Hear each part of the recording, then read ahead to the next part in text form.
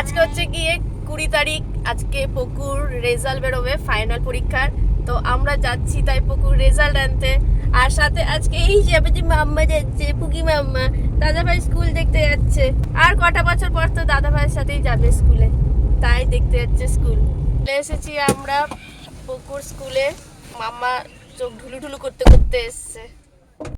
এখনো আমাদের কাছে এখনো অনেকটাই টাইম আছে, তো তার জন্য আমরা একটুখানি বাইরে বেরিয়ে হাঁটছি। এই দেখো বাইরেটা কিন্তু খুব সুন্দর ঠান্ডা হাওয়া দিচ্ছে। এখনো পর্যন্ত রোদ আছে। কার্ড নেওয়া হয়ে গেছে, এখনো পর্যন্ত দেখা হয় নিজের রিপোর্ট কার্ডে কি করেছে। তবে ফুল অ্যাটেন্ডেন্স, আমার পকু একটা সার্টিফিকেট পেতে পারে। ঘরে গিয়ে দেখব। তো ফাইনালি পকুর রেজাল্ট আমরা ঘরে নিয়ে এলাম। খুব ভালো রেজাল্ট করেছে।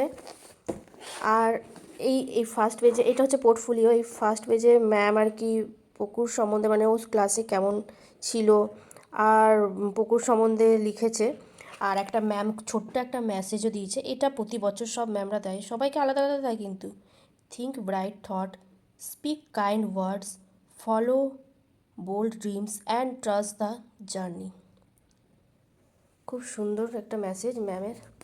আর আমরা মানে ভাবতে পারিনি আমার পকু এত ভালো রেজাল্ট করবে। এগুলো সব মানে সারা বছরে আমার পকু কী কী করেছে তার পুরো একটা ফাইল স্কুলে তৈরি হয়ে থাকে, যেটা আমরা বছরের শেষে পাই। একটা হাফ ইয়ারলিতে পাই, একটা বছরের শেষে পাই। তো চলো টাটা।